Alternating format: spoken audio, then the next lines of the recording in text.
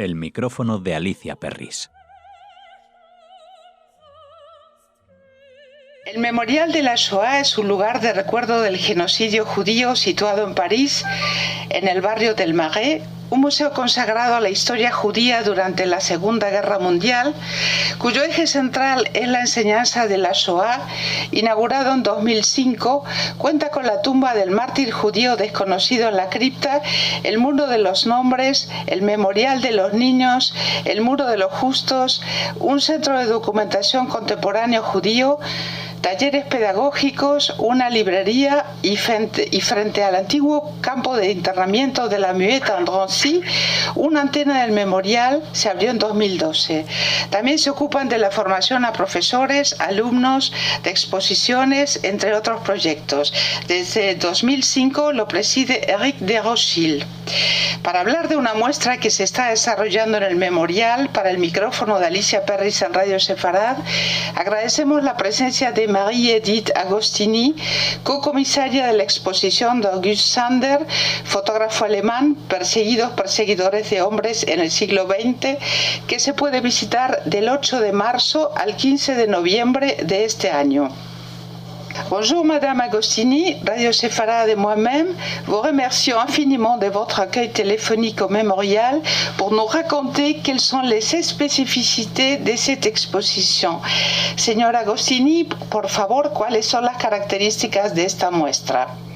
Alors, August Sander est un photographe documentaire, un photographe majeur du XXe siècle, et il va documenter la Seconde Guerre mondiale vue de l'intérieur en tant qu'Allemand vivant à Cologne. Ce sont ces photographies spécifiquement qui vont nous intéresser dans cette exposition. Son especialmente las fotografías las que nos van a interesar de August Sander, un fotógrafo de Colonia que ha trabajado sobre todo con retratos de la Segunda Guerra Mundial. Il y a eu beaucoup d'expositions sur Sander un peu partout dans le monde. Pourquoi celle-ci maintenant au Memorial? Ha habido muchas muestras en todo el mundo con la obra de retratos de Alemania de Sander. ¿Por qué la necesidad de dedicarle una hora en el Memorial de la Shoah de París? August Sander est maintenant très connu. Le MoMA à New York montre et réfléchit beaucoup sur son œuvre.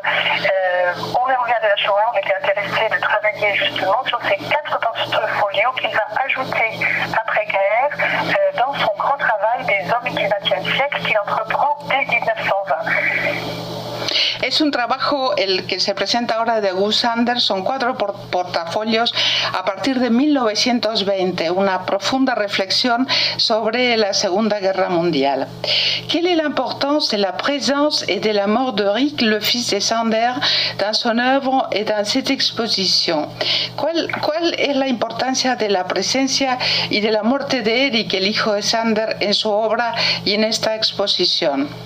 Alors, Eric Sander, le premier fils de August Sander, travaille très proche de son père. Ils vont faire des photographies ensemble, travailler aussi sur des recherches sur la technique photographique qui vont être extrêmement proches, avoir une filiation très très proche. Et certainement Eric Sander, qui n'était pas décédé, aurait été l'héritier intellectuel de son père. Et puis, on peut dire également que toute la famille Sander travaille très proche ensemble à cette grande œuvre des hommes du XXe siècle que August Sander met en place dès les années 20, qui va donc réunir c'est une sorte d'encyclopédie socio-professionnelle de la société allemande. Donc Eric participe de ce travail et puis son engagement politique et contre les nationaux-socialistes dès qu'ils arrivent au pouvoir va conduire à son arrestation et son emprisonnement en 1934. Malheureusement, après 10 ans d'internement, Eric Sander va mourir en prison d'une maladie, une appendicite non soignée. Et son père va être profondément, évidemment, blessé, heurté par le départ de son fils, la perte de son fils. Eric Sander es una figura, el hijo mayor de Sander, es una figura fundamental en toda esta familia. Él hubiera sido su heredero natural, trabajaba junto a su padre, pero todo se malogró porque fue encarcelado, desgraciadamente, en 1934, cuando la llegada y la subida al poder del nazismo. Estuvo 10 años encarcelado y desafortunadamente falleció de una apendicitis muy mal curada. Pero es toda la familia, y esta justamente era la pregunta siguiente, la implicación de un proyecto que es el proyecto de una familia en esta producción de la familia Sander con respecto a la fotografía y al testimonio de los retratos de la Segunda Guerra Mundial. C'était justement pardon, oui. Je voudrais ajouter que pendant l'incarcération d'Eric Sander, la famille de son père et Anna, la mère qui est aussi très proche dans le travail des hommes du XXe siècle, vont rester justement à Cologne pour être proches d'Eric. Et puis il va y avoir un échange, une correspondance très importante de plus de 70 lettres qui vont être échangées entre les parents et Eric qui est en prison. Et c'est une mine d'informations sur évidemment les conditions de détention, mais également ils échangent des conseils sur les techniques photographiques, où Eric va donner des conseils à son père de photographier tel ou tel sujet, ou alors Eric va donner des informations de l'intérieur de la prison sur ce qui se passe. Par exemple, certains de ses camarades qui ont été arrêtés pour des faits de résistance vont soudain être libérés, mais envoyés dans les camps parce qu'ils sont juifs. Es muy importante la relación que tenían los dos padres. También la madre de Eric, todos los largos años que estuvo en la cárcel, porque se quedaron justamente en Colonia para poder estar cerca de su hijo. Se ha producido entre esta familia, los padres y el hijo encarcelado, una gran cantidad de intercambio de cartas, epistolar, y además Eric aprovechó estos años tan desgraciados para mandar información a su padre sobre técnicas de fotografía y también sobre lo que tenía lugar dentro cómo se vivía dentro de las cárceles, muchos de los cuales muchos de los habitantes, de los prisioneros de esta cárcel eran judíos, que por supuesto fueron, como era de esperar, debidamente represaliados. El resto de la familia y el resto de la familia, puisqu'il y a les descendants aussi comme des figures importantes. Voilà, donc on a travaillé sur cette exposition, on a eu la chance et vraiment le bonheur de travailler avec Gert Sander, qui est le petit-fils d'Eric Sander, c'est le fils de Günther, et puis avec Julian Sander, qui aujourd'hui a une galerie à Cologne. Donc la descendance de August Sander prend soin vraiment des photographies. Ils ont pu montrer l'ensemble du travail une fois pour l'instant, déjà en 1990, l'ensemble des photos qui constituent les hommes du XXe siècle ont pu être montrées lors d'une exposition, et puis le travail est exposé, comme vous dites, comme vous l'aviez précisé en début de l'émission, est exposé dans le monde entier. Il y avait une très belle exposition récemment à Londres, à la galerie Hauser & Wirth, une autre exposition qui va s'ouvrir vendredi à Cologne, donc vraiment un travail de médiation tout de l'heure a été entamé et se poursuit avec la descendance d'Auguste Sander. La familia, la descendencia de Auguste Sander ha hecho una labor y continúa haciendo una labor magnífica, entre ellos su nieto, en el cuidado del montaje de las exposiciones. Ha habido una en Londres, se va a abrir otra próximamente en Colonia. No solamente su nieto, sino otro de sus descendientes también tiene una galería de arte. Es decir, que el legado Sander es un legado que está vivo, que permanece también en el alma y en el día a día de su familia. Quel type de public visite les portraits et quelle est sa réaction au parcours photographique et à cet artiste? ¿Qué tipo de público, Madame Agostini, visita la colección de retratos y cuál es su reacción ante el recorrido fotográfico y frente a este artista? Alors, on a tout type, je dirais tout type de visiteurs viennent voir l'exposition. Des amateurs de photographie, bien évidemment, mais aussi des gens qui aiment l'histoire et qui aiment comprendre les liens qui peuvent être faits justement avec le travail des artistes pour parler de l'histoire, des familles. Excusez-moi. La presse a été très unanime pour l'exposition et le public, évidemment, suit et est très présent au mémorial. En general la respuesta ha sido fantástica, no solo por parte de la prensa, sino por todo tipo de público que han venido buscando no solo el arte, sino también un recorrido histórico y probablemente tratándose de un público universal como suele recorrer el memorial de la Shoah de todas partes del mundo buscando respuestas a todo lo sucedido en la Segunda Guerra Mundial y a el correlato hasta el día de hoy, puesto que, como le preguntaremos ahora a la señora Agostini, este tipo de relaciones entre los humanos tan cruel, tan insolidaria, continúa. Un poème dit « Dans chaque visage d'homme, son histoire est écrite de la façon la plus claire. L'un sait la lire, l'autre non. » Hay un poema que dice en la exposición: en cada retrato de hombre se escribe claramente su historia. Algunos la saben leer, otros no. Oui, Auguste Sander a posé un regard vraiment humaniste sur la société qui l'entoure et c'est quelque chose qu'on peut voir dans sa photographie. Les visages il y a une présence absolument extraordinaire, un travail de la pose et il va pouvoir montrer le détail, les liens, le regard. Ce sont des sujets qui vont l'intéresser par la suite, après-guerre. Il va faire beaucoup de séries sur les mains et les yeux.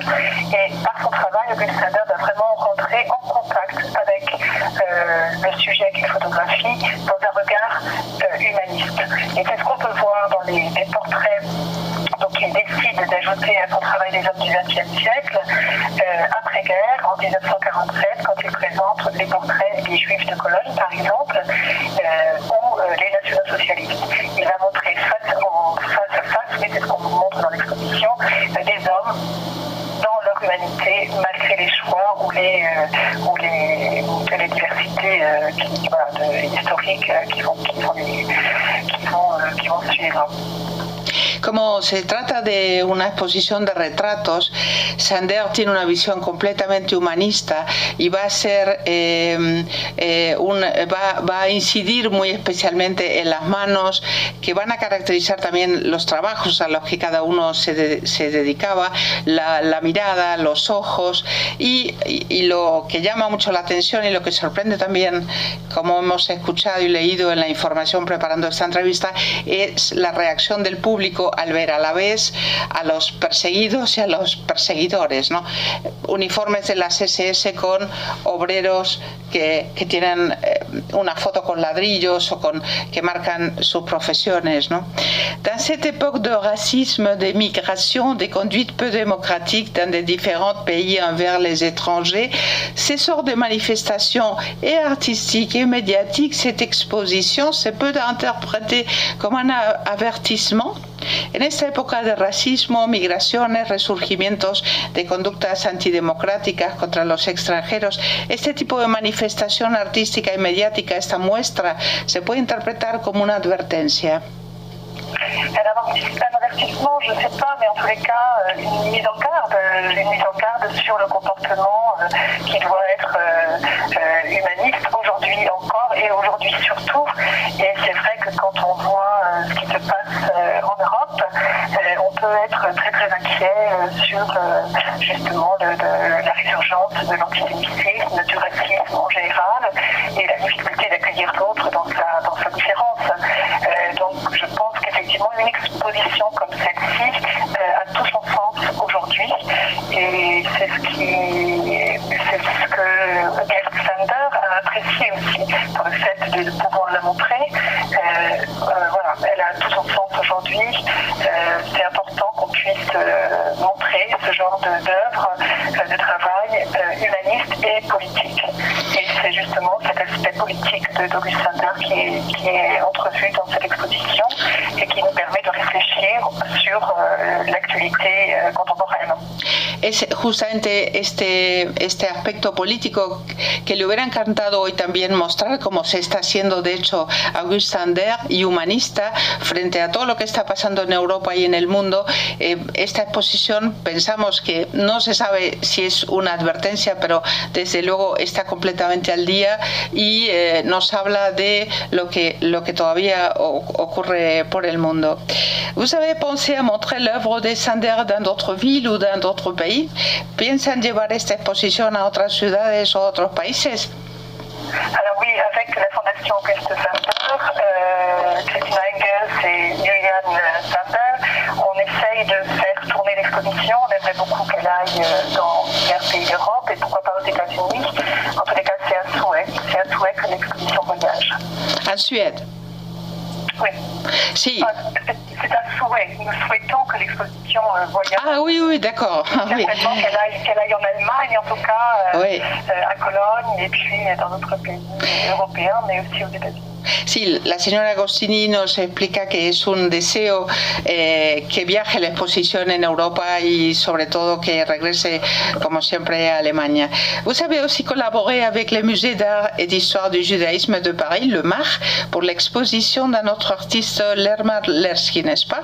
También ha colaborado el memorial con el MAR, con el Museo de Arte e Historia del Judaísmo de París, con la exposición de otro artista, Lermar Lersky, ¿no? Oui, tout à fait.